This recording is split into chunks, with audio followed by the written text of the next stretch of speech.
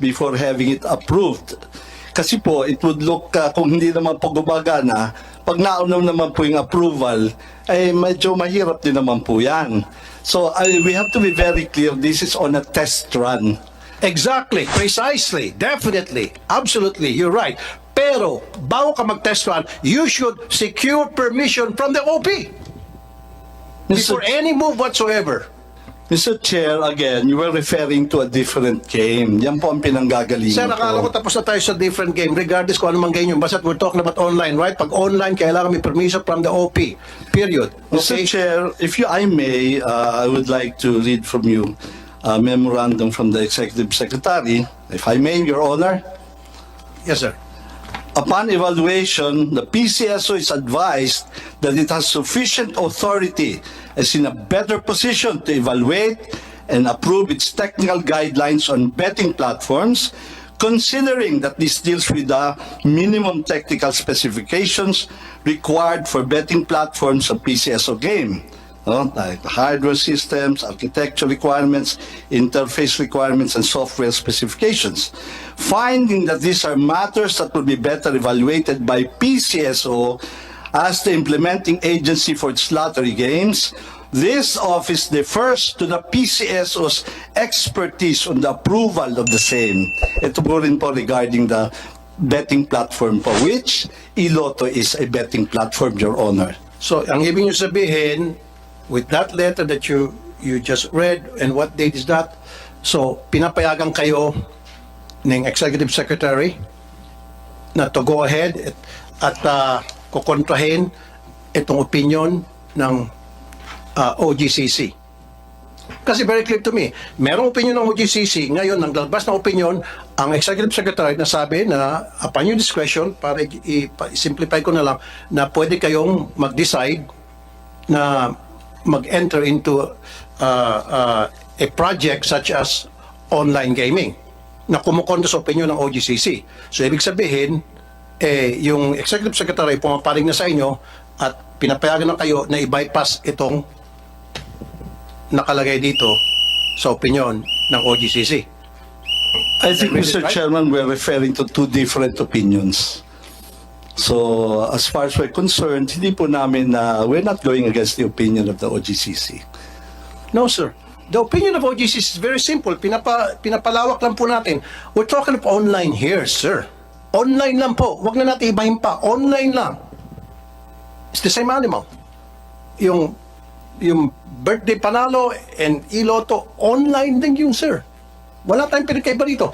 Kasi ang sinasabi niyo po, may binabasa kayong sulat na wala po akong kopya niyan, na parang sinasabi ng Executive Secretary, if I read it right, kung tama yung pagkabasa ko, na pinapayagan kayo, is your discretion na gumawa ng anumang klaseng project na pwedeng kasama na dyan yung online betting, kayo nang bahala gumawa ng mga paraan sa technicalities and all, pinapayagan na kayo ng Executive Secretary. And I don't know kung nabasa ba ng Executive Secretary itong opinion ng OGCC. Sana pinadalhan nyo si Executive Secretary ng opinion. Sir, nagbibigay ka ng opinion yan pero may opinion ng OGCC. Pinagbanggan nyo sana. Siguro baka hindi siguro nabasa ito ng Executive Secretary kasi kung nabasa ito ni ES, then he might not have issued that kind of letter. Kasi kung ako sa Executive Secretary at pinabasa mo sa akin to, ba't pa ako mag-issue ng sulat ng ganon? Sasabihin ko, heck, hindi ko ba magayin yung OGCC? Kasi sigurado ako, si ES, he'll make sure na talagang nagko-confront tayo sa lahat ng mga patakaran, sa lahat ng mga protocol sa departamento ng executive. If I may, Mr. Chair, Yes, sir. yung birthday panalo po is a game. Yung pong iLotto is a betting platform. Malaki pong pagkakaiba yun, Mr. Chairman. So, hindi ho pwedeng referring to the same po yun eh. Ito po, sir, ano? Philippine Charities, meron ho ba kayong kopya nito? Opinion number 070 series of 2023. I would presume you have a copy of this. April 19, 2023. Ito po. For attention, Philippine Charity Sweepstakes Office, Melquiades A. Robles, kayo po ito, General Manager, regarding, ito na po, launching of new games with a game proponent as an agent of an experimental test run basis. Ito na nga po yun, test run basis. Sinabi niyo na po kanina yun. Experimental test run basis and procurement of several online betting systems or platforms. So dalawa na yon. Sa pool na dito yung iloto at sa pool na rin yung birthday panalo. Ayan na, sir. Tapos sa page 5.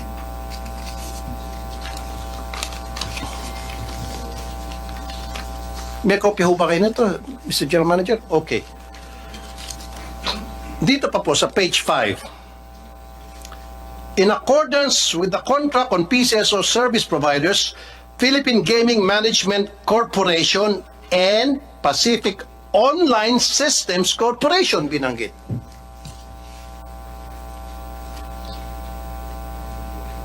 Di ba? Binanggit dito yung Pacific Online was online.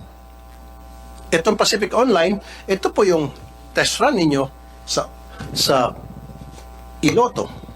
Doon po sa birthday panalo, Pacific din ho ba ang provider? Hindi po, Your Honor. And it's just a proposal po. Exactly. So, doon sa birthday panalo, sinasabi mo kanina, in-insist nyo magkaiba. Hindi pala Pacific yon. Pacific ang binimension dito. Ano po yan, yung dati pong provider po yan. You have to understand po na dati po dalawang provider po ang PCSO. No, sino bang current provider? Mr. Chairman, if I may, we have the Lotto, the lottery, ano po, yung the over-the-counter lottery. Ito po, meron pong dating PGMC tsaka POSC. So in that context po, para maintindihan natin, ngayon po pinag-isa na yan under one joint venture. So para po ma-mention nila yan, it was a long time ago po yan. Kaya nga po sinasabi ko, we are guided by the more recent one. Ito nga pong memorandum na sinasite ko on the web application-based program. So yung PLS na po ngayon yan sa lottery namin. Philippine Lottery System. Kaya hindi na nga po kasama yung PGMC and the POSC on the traditional, on the usual over-the-counter. Kaya po, we really have to be specific kung ano ang hiningi namin ng opinion. Kasi magkakasalabat po yan. Iba po ang context, yung backdrop po ng sinasabi nyo na yung sa birthday panalong hinihingi namin. Precisely. I see what you're saying. I know where you're coming from. But you should understand, ito pong sulat ng OGCC na ipinadala sa inyo, I hope you have a copy of this. Very clear po, plain and simple. Ulitin ko po, paulit-ulit na lang tayo rito para mas maintindihan natin. Regarding launching of new games with a game proponent of an agent on an experimental test run basis, yan na yung iloto. Your Honor, if I may, iLotto po is not a new game. Existing na po ang Lotto natin. Yan po yung, We're talking about the experimental electronic lotto. it's a betting platform, Your Honor. Betting platform, we're talking about e-lotto, electronic betting. It's a betting platform but still covered yun ng opinion ng OGCC. You know, Mr. Robles, the reason nang gagaliti ako rito because nakatanggap ako ng maraming complaint. The last time you weren't here kasi, I talked to several lotto agents, yung betting stations. Marami sa kanila mga OFWs, mga retirees. Nag-invest sila, bumuo sila ng pera doon. And now, mawalan silang trabaho. Mawalan silang kita. You didn't even consult them. Miss Evelyn Mark. あそこふにゃふにゃな人絶対見て。日本人の9割が知らない息子増大する裏技。2ヶ月前久々に嫁とイチャイチャしてたのですが、あそこがふにゃふにゃになり途中で終了。調べたら男性ホルモンの低下が King Javier, if I'm not mistaken, presidente ho kayo ng mga lotto agents. Yes. Were you consulted? Yes, Chair. Nasarado na po yung 2,000 na outlets po. Ano po? Nasarado na po. Ano yung sabi po na sarado? There are 2,000 Lotto outlets na nasarado na po dahil nabigyan na po ng termination noong October 16. 2,000. I mean, nag-start po yung 300 tas yung remaining pong 1,600 plus. So ilan po lahat ang nasarado? 2,000 po as a 2,000. Ano pong binigay na reason bakit po sinara po yung 2,000 na Lotto outlets? whole. Wala pong machine daw. Wala nang machine. Yun lang pong binigay na reason. Pero were you consulted na informahan po kayo na magkakaroon kami ng e-Lotto Hindi po. na posible maapektuhan ang ilan sa inyo o marami sa inyo? To my understanding, Chair, with the previous administration, they had plans of having that. Parang pag-aaralan pa po. We were just surprised na ang bilis-bilis lang po siyang na So yung previous administration, before Mr. Robles became the general manager, so meron na kayong narinig na plano, Iplano po. but pero nakonsulta kayo, Opo, alam po namin. alam nyo. Ang kinagulat nyo na lang, all of a sudden, boom, natuloy na. Opo. Okay, Mr. Robles, you might want to answer. Thank you very much na in-acknowledge yun na it's not under my time. Kung nga po ang tatanungin niyo po, it should be 11,000 outlets. Had it been under my watch, Mr. Chairman, hindi ako papayag sa 6,500. No? That is a fact. Hindi po under my watch to, and I even asked my managers, why did you allow? And sila po ay kausap ng GM. I'm surprised why they did not raise that up. They're very close po with the past administration. So, well, they have the reasons for not saying it. Tama po sila. Hindi po dapat. But ang trust naman of that administration is to modernize the 25-year-old system. Now, dalawa pa nga na laging nagbe-breakdown. So, tama po kayo. Hindi ho dapat pinasarayan at marami pong nawalan. At even po kami sana, we could be getting more income had the previous administrator not implemented that. When I came, awarded na po yan. May timetable na po ang implementation. Ms. Xavier? To my understanding, kasi I was there during the opening, the PCSO then said that they're going to initially order 6,500 because katatapos lang po ng pandemic, hindi po yata kakayanin na ganun kadami yung order nila na machine. So, we were just wondering, I mean, with due respect po, no, GM, nung time po na nag-order po ng machine na 6,500, kayo na po yung nakaupo. Your Honor, that is a big lie. That is a big lie. Our records will bear us out.